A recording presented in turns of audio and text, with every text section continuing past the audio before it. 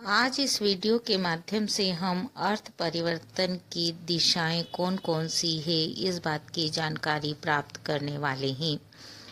हम जानते हैं भाषा में प्रयुक्त शब्दों के अर्थों में परिवर्तन होता रहता है।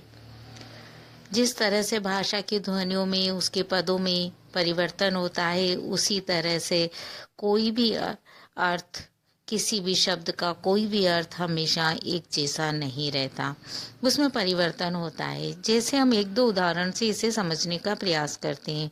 कुशल शब्द है। कुशल शब्द का जो मूल अर्थ संस्कृत में था वह था कुशाल आने वाला, किंतु बाद में इसका अर्थ बदल गया और किसी भी विषय में प्रवीण या पटु व्यक्ति को हम कुशल शब्द से संबोधित करने लगते हैं। आज इस तरह से उसका अर्थ बदल गया है। इसी तरह से जो प्रवीण शब्द था वह वीणा बजाने में पटु जो होता था उसके लिए प्रवीण शब्द प्रयुक्त होता था, परंतु धीरे धीरे इसका अर्थ भी परिवर्तित हो गया और किसी भी विषय में जो पटु है उसके लिए हम इसका प्रयोग करने लगे। ऐसे बहुत सारे शब्द हैं जिनके अर्थ में परिवर्तन हो जाता है। अब ये अर्थ में जो परिवर्तन होता है वह किस आधार पर होता है, ये अर्थ परिवर्तन की दिशाएं कौन कौन सी है, हम इसी पर आज अपनी बात को आगे बढ़ाएंगे। एक वैज्ञानिक है, भाषा वैज्ञानिक ब्रेयल। उन्होंने अर्थ परिवर्तन की 3 दिशाओं का जिक्र किया है: अर्थ विस्तार, अर्थ संकोच और अर्थादेश। पहले हम इन्हीं पर अपना विचार रखेंगे, इन्हीं को समझने का प्रयास करते हैं। सबसे पहले देखते हैं हम अर्थ विस्तार को। अर्थात पहले कोई शब्द किसी सीमित अर्थ में प्रयोग होता था और धीरे धीरे उसके अर्थ का विस्तार हो गया और वो कई अन्य अर्थों को भी देने लगा। जैसे हम इस बात को समझने का प्रयास करते हैं कि पहले जो वस्तुओं के नाम थे सदैव उपाधियों और गुणों के आधार पर ही रखे जाते थे और पीछे उनमें रूढ़ और संकुचित अर्थ भी रह जाता था।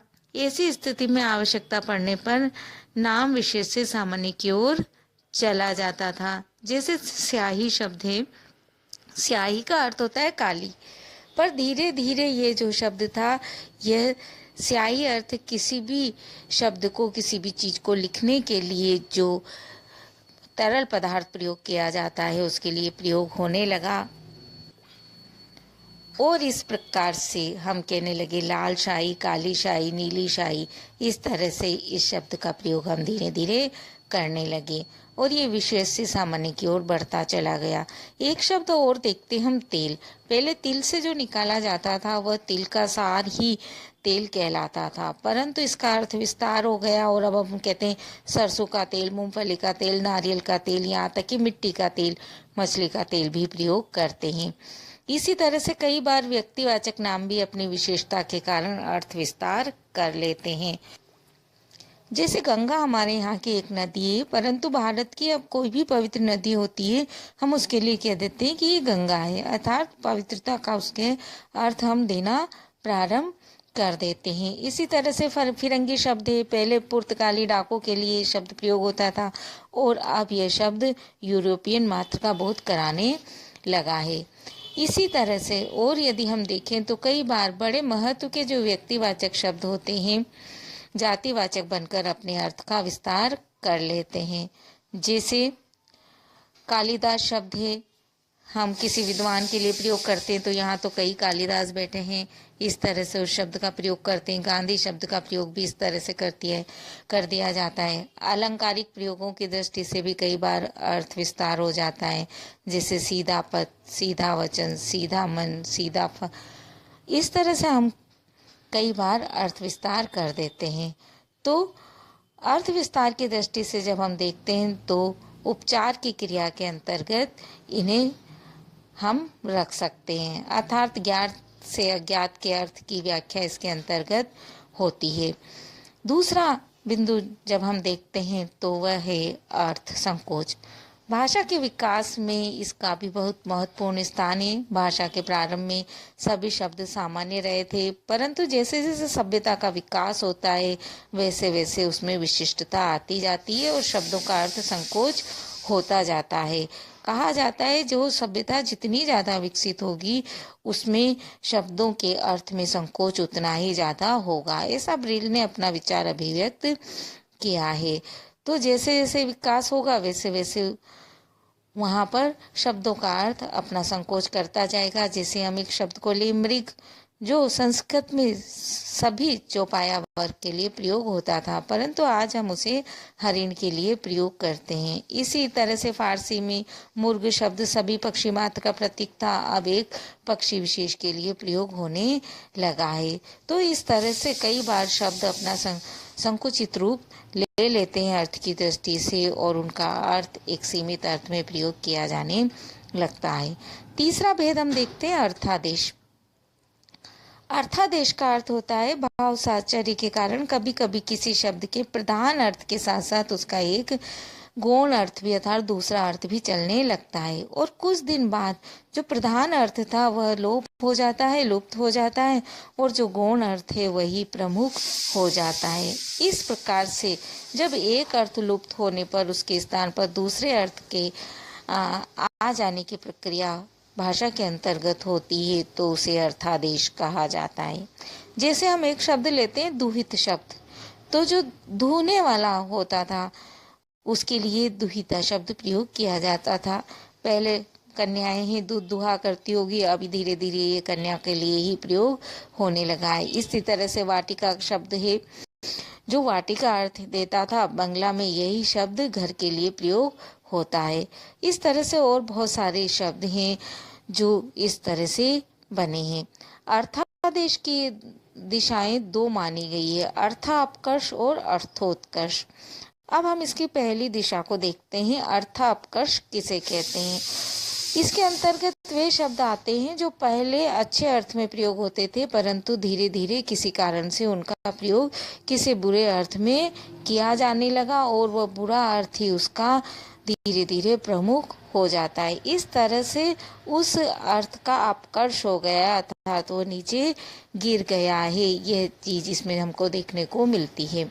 संस्कृत के जो तद्भव व अर्ध तद्भव रूप धारण कर लेते हैं शब्द, उनकी ऐसी स्थिति बहुत ज्यादा देखने को मिलती है। जैसे पहले सत और असत जो शब्द थे उनका अर्थ विद्यमान और अविद्यमान माना जाता था, परंतु अब इसका अर्थ भले और बुरे, झूठ और सच के साथ जोड़ दिया गया है। कई बार अतिशयोक्ति के कारण भी शब्दों का जोर कम हो जाता है, जैसे सर्वनाश, निर्जीव, विराट, प्रलयंकारी आदि इसी तरह के शब्द हैं और उनका जो सच्चा अर्थ था वह समाप्त हो गया है। जिन अर्थों और भावों को समाज गोपनीय समझता है उन्हें प्रकट करने में भी शब्द अपना गौरव खो बैठते हैं। संस्कृत के शब्द जैसे सहवास, प्रसंग, समागम, कामशास्त्र इसी तरह के शब्द हैं। इसी प्रकार से महाराज और महाजन शब्द का भी अपकर्ष हो चुका है। ये थी कुछ अर्थों अपकर्ष की बात। अब हम देखते हैं अर्थोत्कर्ष की बात। अर्थोत्कर्ष का अर्थ होता है कि अर्थ को उत्कर्ष प्राप्त होना। ठीक अर्थापकर्ष से उल्टा है कि जो बुरा अर्थ में प्रयोग होता था शब्द वह धीरे धीरे से अच्छे अर्थ में प्रयोग होने लग जाए, यह होता है अर्थो उत्कर्ष। जैसे साहसी शब्द पहले संस्कृत में जब प्रयोग होता था तो चोर, डाकू, हत्यारा जैसे लोगों के लिए प्रयोग होता था, परंतु जब हिंदी और बांग्ला में ये शब्द आया तो ये ऊंचा और सराहनीय अर्थ के रूप में प्रयोग होने लगा। कपड़ा शब्द जो करपट के रूप में प्रयोग होता था संस्कृत में, वह भी किसी फटे पुड़े जीर्ण शीर्ण वस्त्र के लिए प्रयोग होता था, परंतु अब सभी तरह के कपड़ों के लिए ये शब्द प्रयोग होता है। इसी तरह से मुग्ध शब्द है, इसका भी अर्थोत्कर्ष हो गया है। ये कुछ विभाग थे जो हमने देखे हैं। इनके अतिरिक्त भी कुछ और भी विभाग हैं, कुछ जिनके द्वारा अर्थ में परिवर्तन होता है। जैसे उसके अंतर्गत हम देखते हैं अर्थापदेश, अर्थात कई बार अप्रिय, अशुभ, भयानक, भद्दी और अमंगल सूचक बातों को सभ्य शब्दों में व्यक्त किया जाता है और इस तरह से हम ये मान जानते हैं कि उसका दोष कम हो जाता है। वो बोलने में, सुनने में, दोनों चीज में अच्छा लगता है और धीरे धीरे ये प्रयोग इतने ज्यादा समाज में घुल मिल जाते हैं कि वो इसी तरह का अर्थ देने लगते हैं। जैसे माता शब्द माँ के लिए प्रयोग होता है, अब हम शीतला महामारी के लिए भी माता शब्द का प्रयोग करने लगे हैं। इसी तरह से विधवा होने के रूप में हम सिंदूर पूज जाना, चोरी टूटना, सिंदूर लूटना शब्दों का प्रयोग करते हैं। किसी की मृत्यु पर स्वर्गवासी होना, परलोक सिधार जाना, गुजर जाना इत्यादि शब्दों का प्रयोग किया जाता है। इसी तरह से एक भेद और है अर्थ का मूर्तिकरण या अमूर्तिकरण, अर्थात कुछ अमूर्त अर्थ कभी मूर्त रूप में प्रसिद्ध हो जाते हैं और उस तरह से लिए जाने लगते हैं, और कभी जो मूर्त है वह अमूर्त होकर सामने आते हैं। कहना हम ये चाहते हैं कि कभी एक शब्द का अमूर्त अर्थ मूर्त अर्थ हो जाता है और कभी जो मूर्त अर्थ है वह अमूर्त अर्थ हो जाता है। अर्थात वह शब्द कभी क्रिया, गुण या भाव का वाचक था, अब उनका बोधक न करवाकर वह किसी द्रव्य का वाचक हो जाता है। इस तरह की स्थिति होती है। जैसे देवता और जनता शब्द हैं, वह पहले भाववाचक थे और अमूर्त अर्थ की अभिव्यक्ति देते थे, किंतु धीरे धीरे ये जन और ता, देवता होने से मूर्त हो गए हैं। इसी तरह से पहले संतति शब्द सिलसिले के अर्थ में अमूर्त था और धीरे धीरे मूर्त होकर संतान के अर्थ में वह प्रयोग होने लगा। इस तरह से शब्दों के अर्थ में कभी मूर्तिकरण और कभी अमूर्तिकरण की स्थिति भी नजर आती है। इसी तरह से एक भेद और है अर्थ भेद।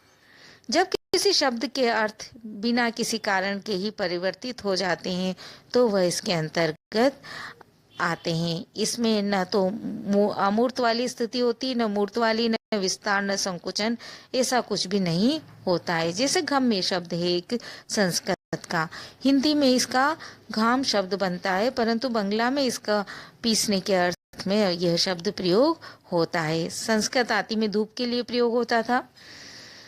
एक और बिंदु के रूप में हम अर्थ परिवर्तन की दिशा को देख सकते हैं और वह है अनेकार्थकता, अर्थात एक ही शब्द प्रसंग के अनुसार बहुत सारे अर्थों में प्रयोग होता है। जैसे स्त्री शब्द पत्नी अर्थ में प्रयोग होता है, सामान्य अर्थ में नारी तथा कपड़े का लोहा करने को भी हम स्त्री कह देते हैं। इसी तरह से गौली शब्द भी होता है। एक और अन्य भेद के रूप में हम अर्थ की दिशा देख सकते हैं रूपक। कुछ शब्दों में कई बार रूपक से काम लिया जाता है और वह शब्द उस अर्थ में भी विशिष्ट अर्थ देने लगता है। जैसे वह पंजाब का सी है, वह तो गधा है, वह डाकिन है। इस तरह से जब शब्दों का प्रयोग किया जाता है तो रूपक के माध्यम से भी अर्थ परिवर्तन की दिशा देखी जाती है। तो जब हम देखते हैं तो मूल रूप से हमें यहाँ पर कुछ दिशाएं जो दिखलाई देती है वह था जो हमने देखी है। उसमें अर्थ विस्तार होता है, अर्थ संकोच होता है, अर्थादेश होता है। ये तीन हमने मुख्य रूप से देखी थी और अर्थादेश के अंतर्गत अर्थोपकर्ष और अर्थोत्कर्ष की स्थिति बनती है। और साथ ही हमने कुछ देखा अर्थापदेश, अर्थ का मूर्तिकरण, अमूर्तिकरण, अर्थभेद, अनेकार्थता और रूपक, इन सब के से मिलजुल कर किसी भी भाषा के शब्दों के अर्थ में परिवर्तन होता रहता है। मित्रों, यदि आपने अभी तक हमारे चैनल को सब्सक्राइब नहीं किया है तो इसे सब्सक्राइब कर दें, लाइक शेयर अवश्य करें और बेल आइकन भी बजा दें। धन्यवाद।